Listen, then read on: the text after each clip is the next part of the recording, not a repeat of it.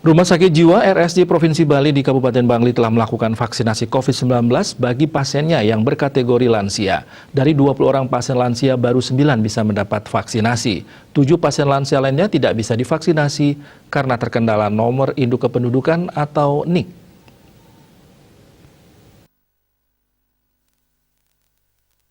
Direktur RSJP Bali Dr. Dewa Gede Basudewa SPKJ mengatakan sesuai program Kementerian Kesehatan, orang dengan gangguan jiwa ODGJ akan divaksinasi pada bulan Juni-Juli tahun ini.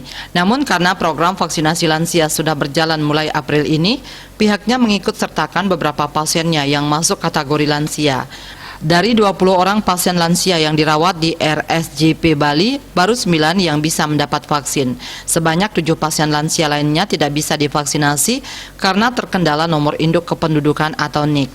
NIK menjadi syarat warga bisa dapat vaksin. Terhadap pasien lansia yang belum dapat vaksin karena terkendala NIK, Basudewa mengatakan pihaknya akan melakukan koordinasi dengan Disduk Capil. Pihaknya berharap pasien-pasien itu bisa dibuatkan NIK. Jangan sampai karena terkendala NIK, pasien ODGJ tidak bisa mendapat vaksinasi. Sementara pasien lansia lainnya belum bisa divaksinasi karena tidak memenuhi syarat kesehatan.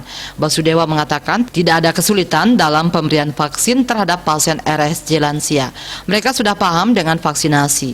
Selama ini mereka juga sudah dilatih untuk taat protokol kesehatan seperti cuci tangan dengan sabun dan air mengalir serta memakai masker. Swasrina Bali Pos.